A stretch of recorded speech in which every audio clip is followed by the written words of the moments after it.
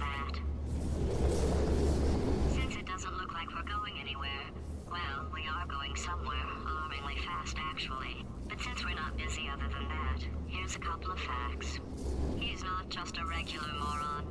He's the product of the greatest minds of a generation, working together with the express purpose of building the dumbest moron who ever lived. And you just put him in charge of the entire facility. Good, that's still working. Hey, just in case this pit isn't actually bottomless, do you think maybe you could unstrap one of those long fall boots of yours and shove me into it? Just remember to land on one foot.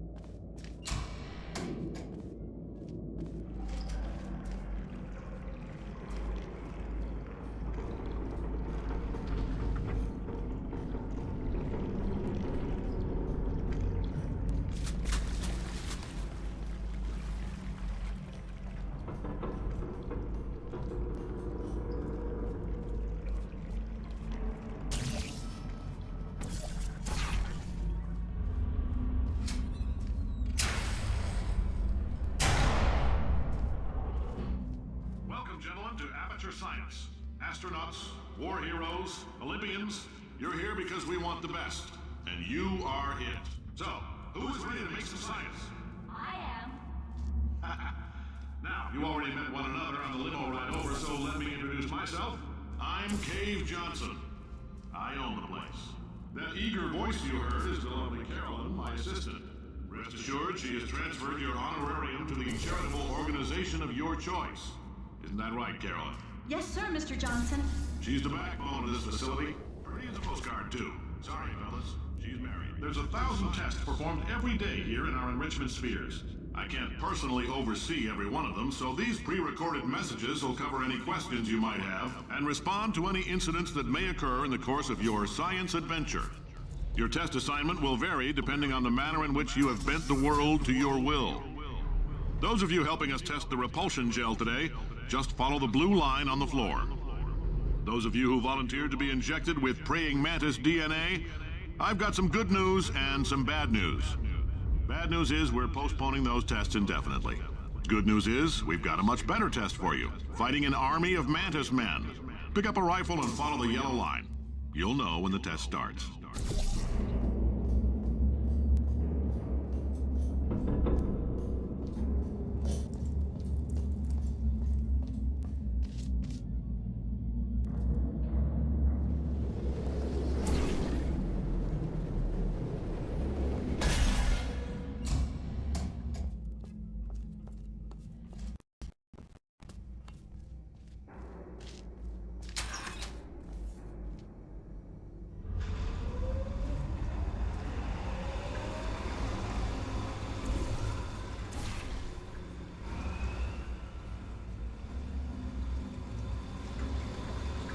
They say great science is built on the shoulders of giants.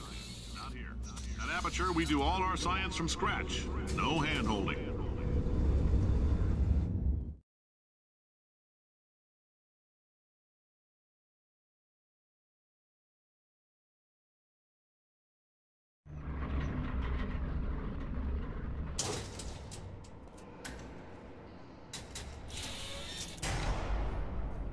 All right, let's get started. This first test involves something the lab boys call repulsion gel. You're not part of the control group, by the way. You get the gel. Last poor son of a gun got blue paint. All joking aside, that did happen. Broke every bone in his leg. But informative. Or so I'm told.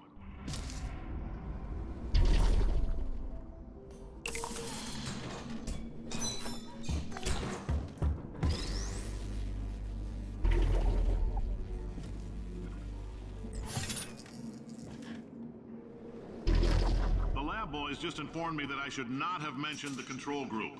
They're telling me I ought to stop making these pre-recorded messages. That gave me an idea. Make more pre-recorded messages. I pay the bills here, I can talk about the control group all damn day. For this next test, we put nanoparticles in the gel. In layman's terms, that's a billion little gizmos that are going to travel into your bloodstream and pump experimental genes and RNA molecules and so forth into your tumors. Now, maybe you don't have any tumors. Well, don't worry. If you sat on a folding chair in the lobby and weren't wearing lead underpants, we took care of that too.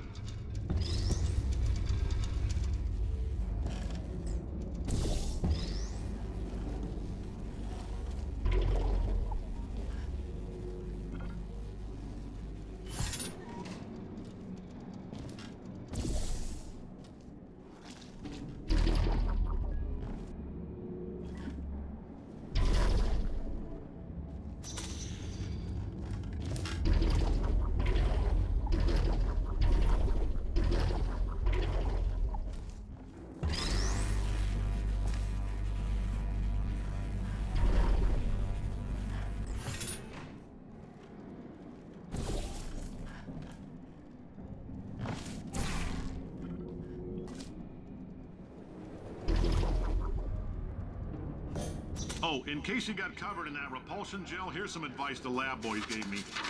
Do not get covered in the repulsion gel. We haven't entirely nailed down what element it is yet, but I'll tell you this, it's a lively one, and it does not like the human skeleton.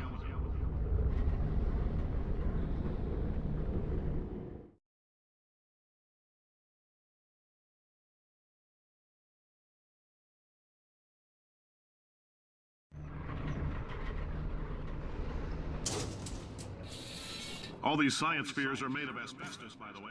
Keeps out the rats. Let us know if you feel a shortness of breath, a persistent dry cough, or your heart stopping, because that's not part of the test. That's asbestos. Good news is the lab boys say the symptoms of asbestos poisoning show a median latency of 44.6 years. So if you're 30 or older, you're laughing.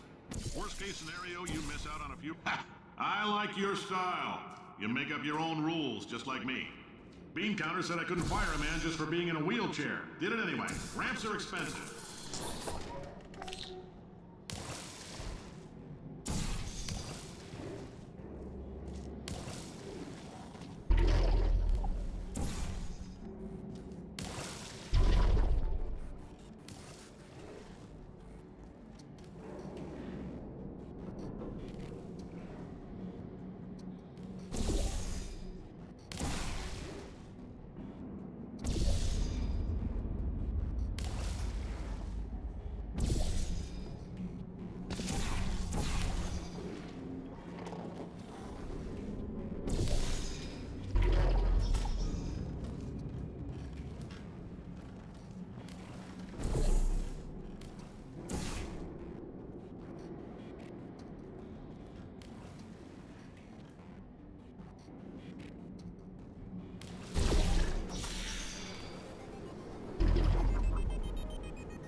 Just a heads up, that coffee we gave you earlier had fluorescent calcium in it so we can track the neuronal activity in your brain. There's a slight chance the calcium could harden and vitrify your frontal lobe. Anyway, don't stress yourself thinking about it. I'm serious. Visualizing the scenario while under stress actually triggers the reaction.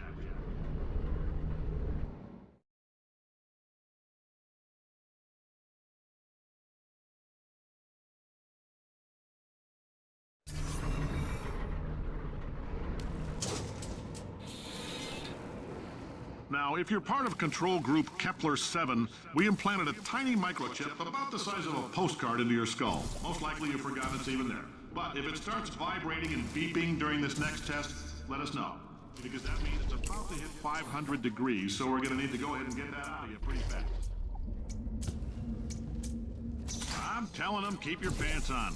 All right, this next test may involve trace amounts of time travel. So, word of advice, if you meet yourself on the testing track, don't make eye contact. Lab boys tell me that'll wipe out time. Entirely. Forward and backward. So, do both of yourself a favor and just let that handsome devil go about his business.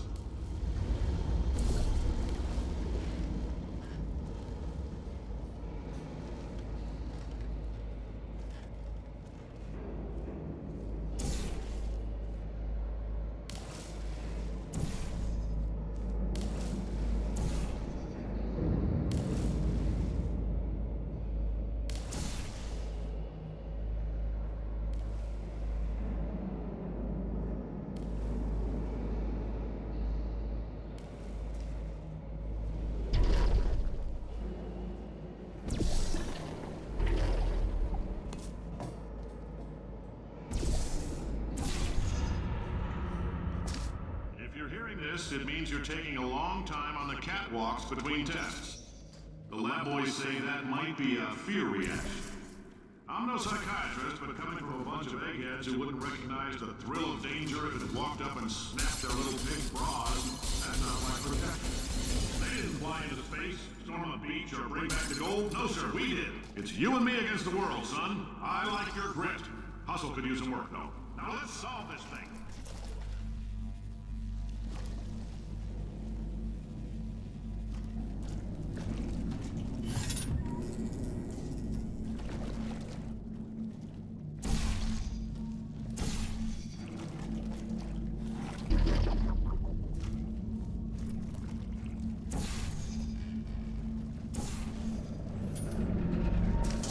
Isn't about why, it's about why not. Why is so much of our science dangerous? Why not marry safe science if you love it so much? In fact, why not invent a special safety door that won't hit you on the butt on the way out because you are fired? Now you test subject, you're doing fine. Yes, you, box your stuff, out the front door, parking lot, car, goodbye.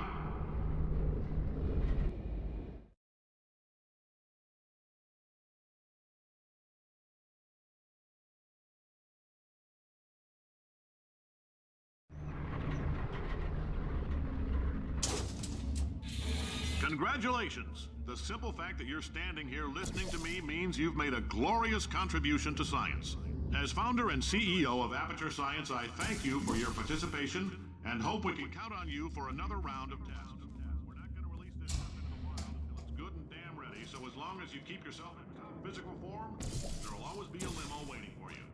Say goodbye, Carolyn. Goodbye, Carolyn. She is a gem.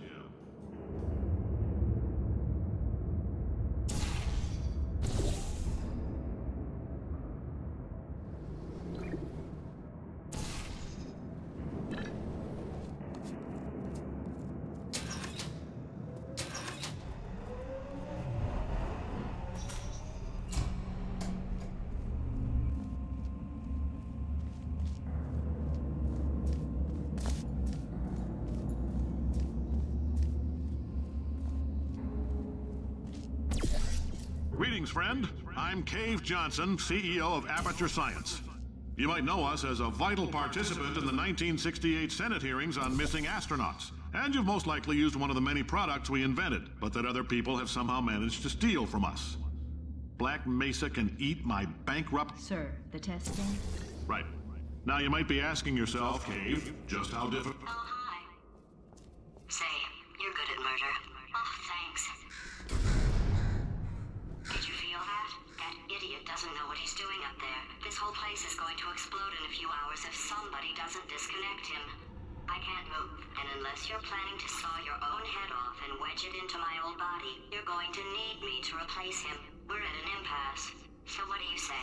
You carry me up to him and put me back into my body, and I stop us from blowing up and let you go. No tricks. This potato only generates 1.1 volts of electricity. I literally do not have the energy to lie to you. Even if I am lying, what do you have to lose? You're going to die either way. Look, I don't like this any more than you do. In fact, I like it less because I'm the one who got partially eaten by a bird. I think I hear you. You stabbed me. What is wrong with you? Do you have a multimeter? Never mind. The gun must be part magnesium. It feels like I'm outputting an extra half a volt. Keep an eye on me. I'm going to do some scheming. Here I go. Oh, where are we? How long have I been out? That extra half volt helps, but it isn't going to power miracles. If I think too hard, I'm going to fry this potato before we get a chance to burn up in the atomic fireball that little idiot is going...